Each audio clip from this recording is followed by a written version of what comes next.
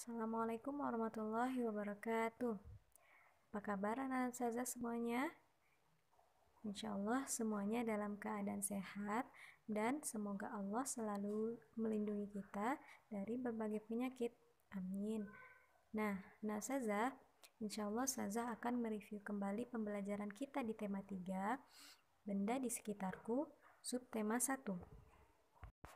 Nah, Ustazah masih ingat apa yang kita pelajari di subtema 1? Nah, mari perhatikan penjelasan Ustazah berikut ini ya.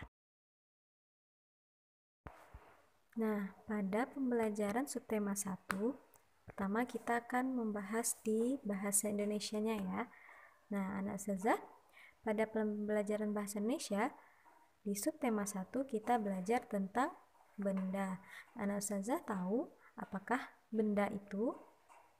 Benda adalah segala sesuatu yang menempati ruang dan mempunyai massa. Nah, benda itu ada dua, benda hidup dan benda mati. Nah, Ustazah masih ingat contoh benda hidup? Nah, contoh benda hidup adalah manusia, hewan, dan tumbuhan. Nah, kalau benda mati adalah benda yang tidak bisa bergerak dan tidak bernafas, yaitu contohnya batu, gelas, buku, meja, dan lain-lain sebagainya. Nah, bagaimana dengan cahaya lampu dan panas api unggun? Apakah yang kedua tersebut termasuk benda? Cahaya lampu dan panas api unggun bukan termasuk benda, karena keduanya tidak menempati ruangan dan tidak mempunyai massa.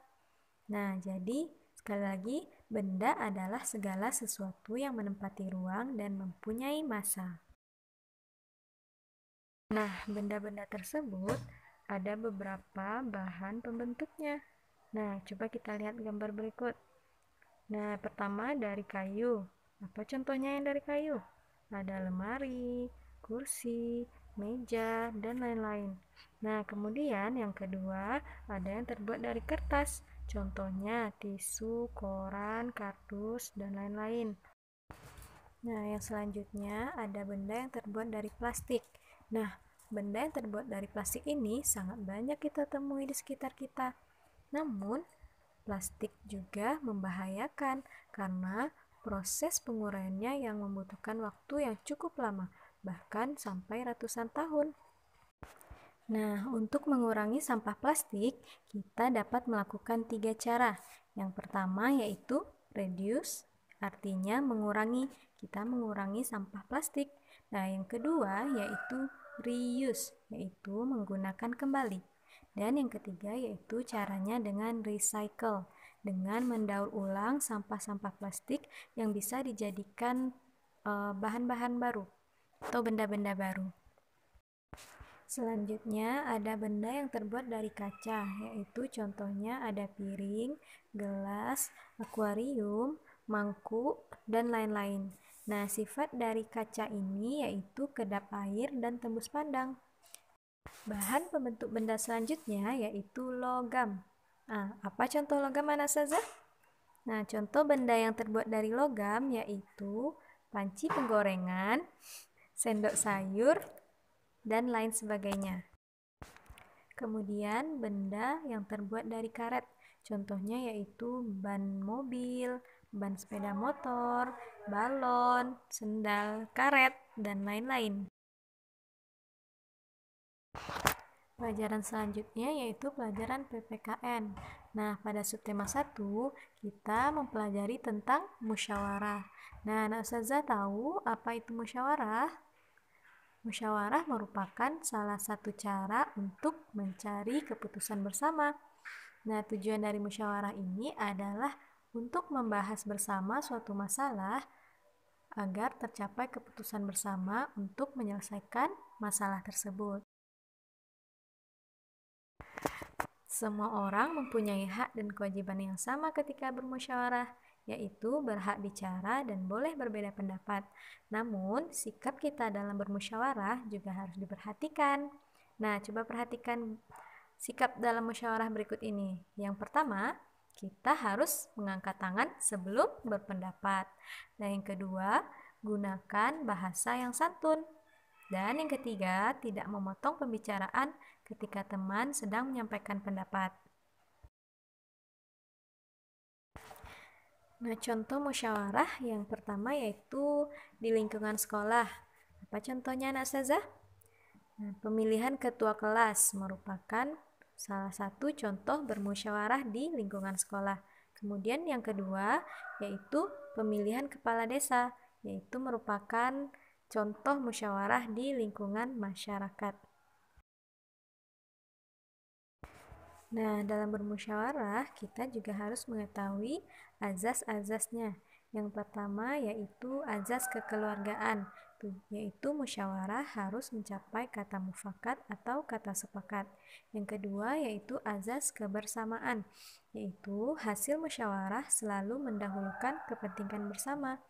Dan yang ketiga yaitu azas gotong royong, yaitu hasil musyawarah yang dicapai mencerminkan rasa persatuan dan kesatuan. Selanjutnya kita mempelajari alat musik ritmis di pembelajaran SBDP. Anak Ustazah masih ingat apa itu alat musik ritmis? Alat musik ritmis adalah alat musik yang tidak bernada namun dapat menghasilkan irama lagu. Fungsi dari alat musik ritmis ini adalah untuk mengiringi lagu. Contoh alat musik ritmis adalah triangle, tamborin, marakas, dan gendang. Contohnya, kita bisa menggunakan alat musik ritmis untuk mengiringi lagu Teka-Teki karya Ibu Sud. Nah, sekarang kita memasuki pembelajaran matematika. Coba Ananda perhatikan gambar berikut ini.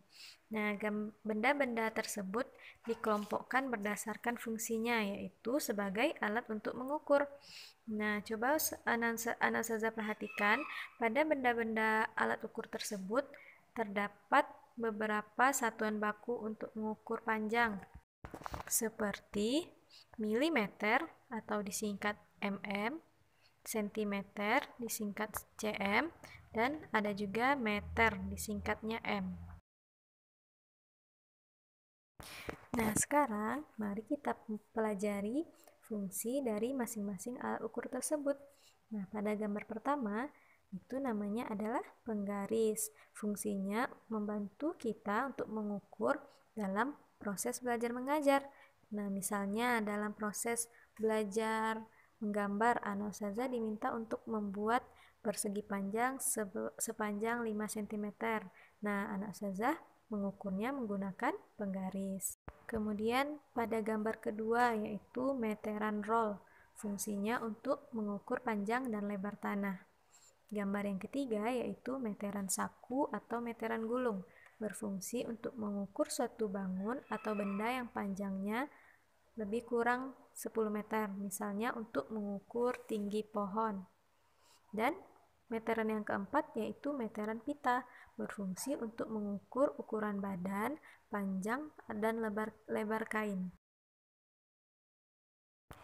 Nah, tadi kita sudah mengetahui satuan baku dari alat ukur panjang itu ada meter, sentimeter, dan milimeter. Nah, sekarang ayo kita berhitung. Sebelumnya kita harus mengetahui dulu bahwa 1 meter sama dengan 100 cm. 1 cm sama dengan 10 mm dan 1 meter sama dengan 1000 mm. Nah, perhatikan contoh berikut ini. Beni mengukur panjang pita yaitu 5 meter 30 cm. Nah, berapakah panjang pita dalam satuan cm? Nah, mari kita ukur panjang pita Beni. 5 meter 30 cm sama dengan 5 meter kita jadikan satuannya cm. Nah, 5 meter berarti 5 kali 100, yaitu 500 cm.